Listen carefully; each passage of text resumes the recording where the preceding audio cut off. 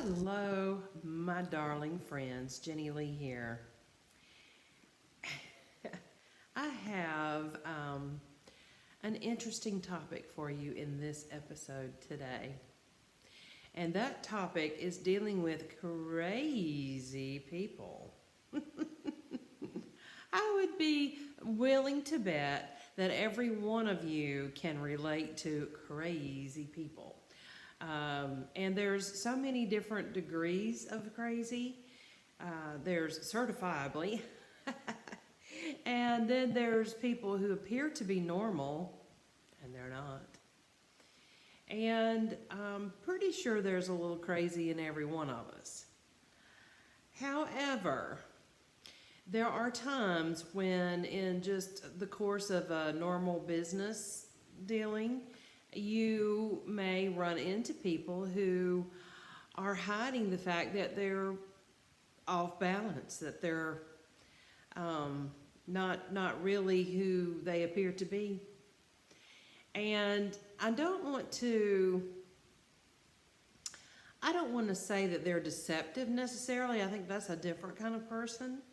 But what I'm referring to is someone who really is, a little off balance. And they may say something to you, you have a conversation with them, you believe that this is going a certain way, and then the next day it's like you're talking to another person that you didn't have that conversation with.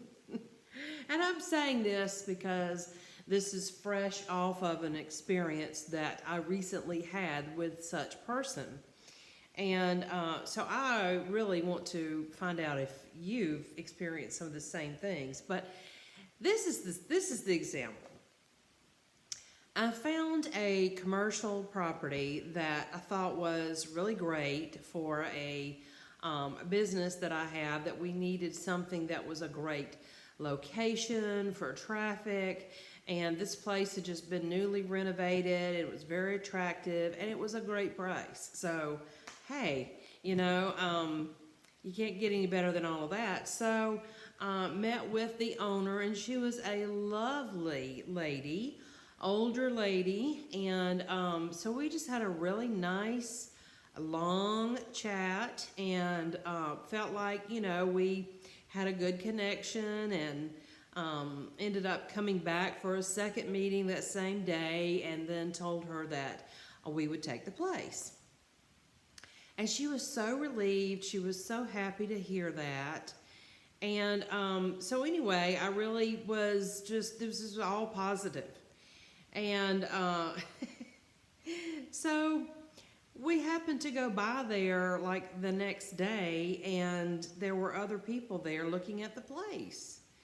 And we're like, well, we were under the impression that we were leasing the space, and the lady would not actually take my call.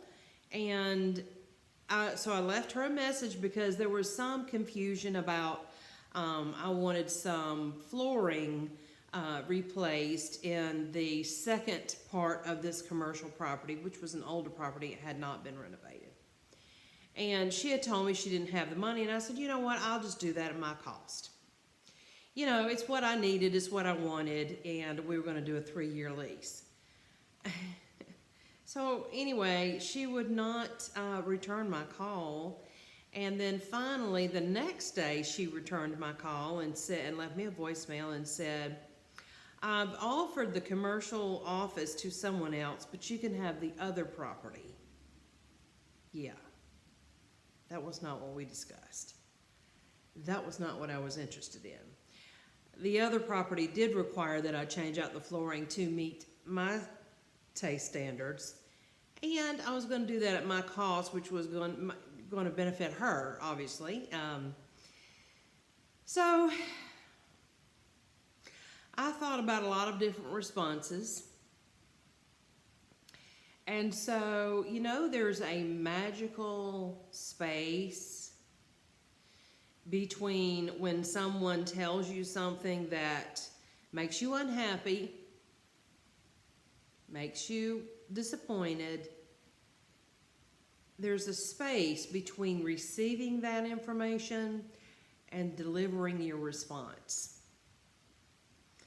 And I am so happy for technology that somebody can leave me a voicemail and I don't have to decide immediately what I'm going to do with that space, because the thing is that when you're verbally talking with someone directly, that space is very small, because the majority of us feel that we have to respond immediately when there is a communication, correct? And very few of us are confident enough to say nothing, like I just did there, to just give it a little silence. And then maybe the next best thing is to say, let me give that some thought, which extends that space in between the communication and your response. So I've learned to appreciate the value of space, so that I didn't just give her a response, which I would have liked to have said a few things that were not very friendly. And I don't really want to do that. So I'm grateful. I'm grateful that I didn't have to respond and that I chose not to respond. But just I have to chalk it up to the world has some crazy, nutty people in there, okay? And the nutcases may be a small degree of nuttiness, a large degree of nuttiness. It may be a clinical diagnosis or not, or it could be a momentary nuttiness. I don't know, but I know it exists, right? And I know you do too, don't you? So for me, I'm choosing to remember that the space in between their communication and my response is still in my control if I choose to exercise that to help me make better decisions. What about you? How do you feel about it? What do you think about the space? Anyway, I hope your day is fabulous. Mwah!